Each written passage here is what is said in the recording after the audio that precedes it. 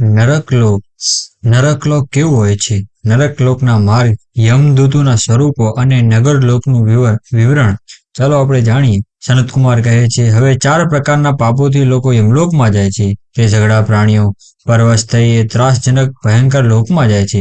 ગર્ભમાં રહેલા, જન્મ પામતા બાળકો, યુવાનો તથા વયસ્ક ઉંમરની સ્ત્રી, પુરુષો કે નપુંસક, સર્વ જીવોએ જાણવું જોઈએ કે પ્રત્યેક આ લોકે માહીના જીવોના શુભ અશુભ કર્મોનું ફળ ચિત્રગુપ્ત આદિ બધા અને વશિષ્ઠ આદિ અન્ય મુનિઓ ઠીક કઈ રીતે મેળવે છે.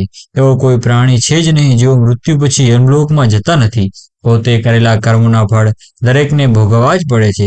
એનો દરેકે વિચાર કરી લેવો જોઈએ. ભયંકર પાપો કરનાર 86,000 યોજન ઓળંગી યમરાજના શહેરમાં જાય છે. તે તીક્ષ્ણ કાંટાવાળું, રેતીથી ઘેરાયેલું, અસ્ત્રાની ધારા જેવું, કાદવ કીચડ યુક્ત, લોઢાની લોહી જેવા દર્ભોથી યુક્ત અતિ ઊંચાઈએ આવેલા આ યમરાજ લોક છે. નાના મોટા પાપ કરનારા યમલોકમાં જાય છે. ક્યાંક ઊંચા ખાડામાં, ક્યાંક નીચા ખાડામાં, ક્યાંક ઘોર અંધકારમાં છવાયેલો છે. મહાઘોર પાપ કરનાર અતિશય દુર્ગંધ મારતા નરકમાં જાય છે. જેમણે અનેક પ્રકારે લોકોને પીડ્યા હોય, જેમણે કદી કોઈનું સારું કર્યું ન હોય, સતત અપરાધો કર્યા હોય, તેવા યમલોકમાં જાય છે. ત્યાં ભૂંડો છે, દૈત્યો છે, શિંગડાવાળા પ્રાણીઓ છે, મંદોપમત હાથીઓના ટોળા છે, સૂરો છે, શહેરી સર્પો છે, અજગરો છે અને માખી મચ્છરો છે. ત્યાં મહાપાપીઓ જાય છે. અંગારાના વરસતા ત્રાસ પામે છે. વ્રજપાત વડે પીડાય છે. વારંવાર ભયંકર મેઘોથી તે ત્રાસ પામે છે. અત્યંત શીતળ, લુખા, કઠોર પવનથી તેઓ પીડાય છે. યમદૂતો જેમને ખેંચીને લઈ જાય છે. ક્યાંક લોહી છે, ક્યાંક હાડચાંપ લબડે છે, ક્યાંક ઊંચા અડીવાળા પર્વત, ખીણ ટેકરા, ઢેફા, ખાડા ટેકરા નજરે જોવા મળે છે. તેઓ જેથી પીડાય છે તે માર્ગ વિષમ છે, કઠિન છે, પાણીના ભાસ કરતા રહ્યા છે.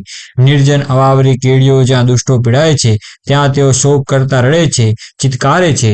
જેઓ પ્રેતો થઈ કકડે છે, જેમના તાળવા ચોંટી ગયા છે, હોઠ શોષાઈ ગયા છે, તડપે છે, પીડાય છે, જેઓ ભૂખ્યા છે, વલવલે છે. કેટલાક સાંકળથી બંધાયેલા છે, કેટલાકના પગ ઊંચા છે, કેટલાકના માથા નીચા છે. તેઓ ખેંચાય છે, રડે છે, તરફડે છે.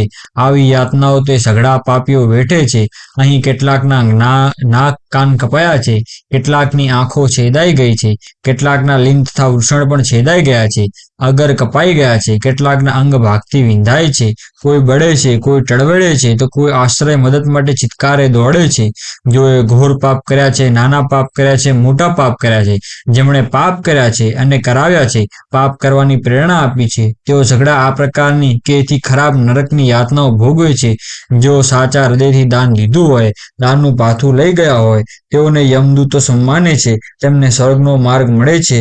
થોડા ઘણા પાપના પરિણામે યમલોકમાં ગયેલો અથવા વ્યાધિ પસાર થવા પુનઃ સ્વર્ગ માર્ગે જાય છે. જેમણે ક્રૂર કર્મો કર્યા હોય, અત્યંત ચિત્ર વિચિત્ર પ્રકારના યમદૂતો નિહાળે છે. જેમના માથે સિંગડા હોય, દંતશૂળ હોય, જેઓ અગ્નિ ઓકતો હોય, પર્વતોને ગળી જતા હોય, જેમના હોઠ લબડી પડ્યા હોય, જેઓ ચિત્કારો નાખતા હોય, ત્રાસજનક અવાજો કરતા હોય, પ્રલયકાળની વેળાએ જે સ્થિતિ હોય તેવા ધમભજાડા નાખતા હોય છે.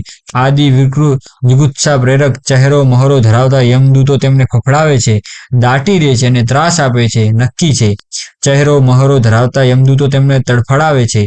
આ સઘળા પાપકર્મીઓ તે બધા ચિત્ર વિચિત્ર યમદૂતો તિરસ્કારે છે, ધુત્કારે છે, હડસેલે છે, ખેંચે છે અને પછાડે છે. ભગવાન ચિત્રગુપ્ત ધર્મના વાક્યથી બોધ આપે છે.